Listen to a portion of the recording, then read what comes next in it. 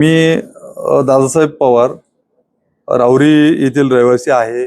मी एक सामाजिक कार्यकर्ता आहे.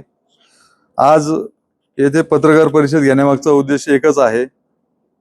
जिमी ओल्सन नावाचा एक व्यक्ती आहे, तो परदेशातून भारतात येतो आणि भारतात आल्यानंतर आल्दिया कॅपिटल कंपनी स्थापन करतो.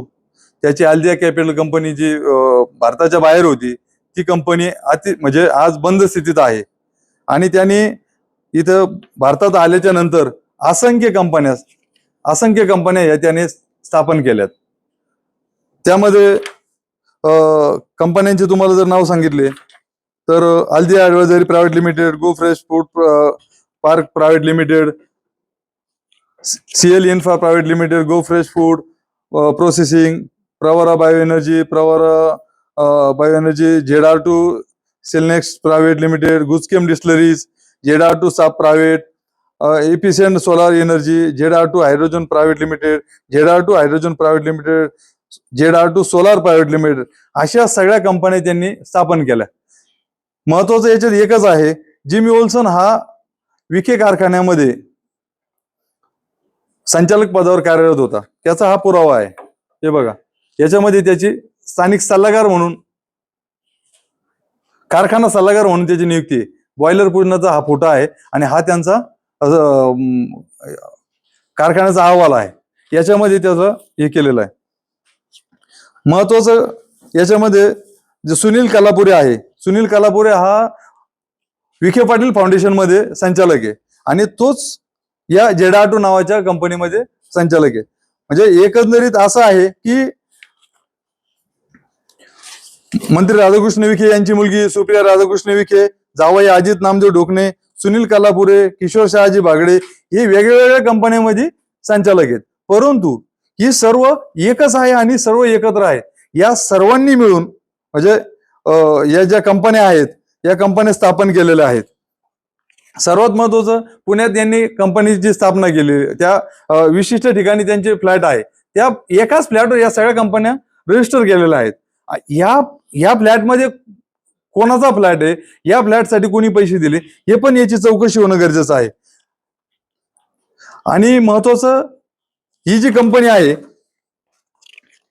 भारतातून दुबईला पैसा गेला आणि दुबईतून पैसा हा परत भारतात आला. म्हणजे यामध्ये हवाला पद्धत राबवल्याची दाट शक्यता आहे.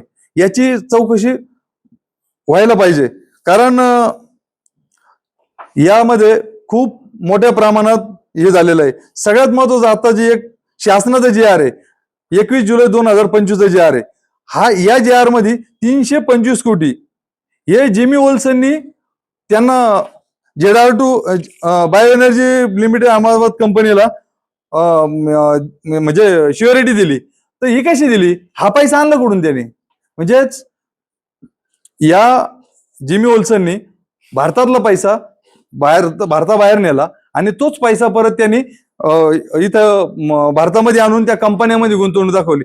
यांनी बऱ्याचशा कंपन्या अशा आहेत की त्या कंपन्यांमध्ये त्यांनी गुंतवणूक केलेली आहे.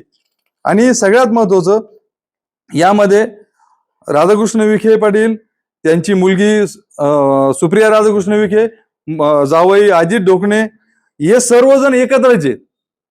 सगळे एकत्र आहेत, फक्त कंपनी वेगळ्या आणि त्यांचं सगळं मूळ एकच आहे. सगळ्यात महत्वाची एक गोष्ट तुम्हाला सांगतो, सुप्रिया राधाकृष्ण विखे यांची मुलगी आहे, तिची कंपनी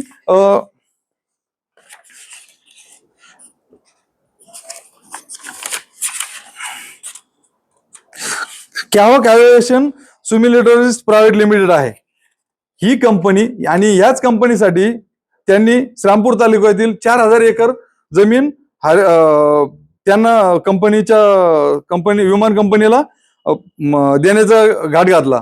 याच्यासाठी एक समिती नेमण्यात आली. या समितीवर राज्याचे 3 प्रमुख माणसांची नियुक्ती केलेली आहे. हे तर आपल्याकडे यापूर्वी झालेलं आहे. नाही, आता याच्यामध्ये आपण अशी मागणी करतोय, विखे पाटील कारखान्याला जो शासन निर्णय आहे 2025 चा, याच्यामध्ये ते 325 कोटी रुपये आले, हे कुठून आले याची चौकशी व्हावी.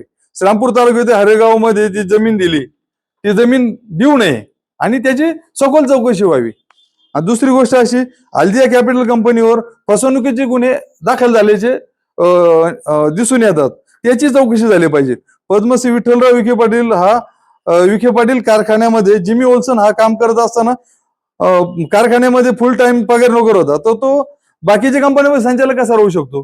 जर तो एका ठिकाणी काम करतो, तो असंख्य कंपन्यांमध्ये संचालक आहे.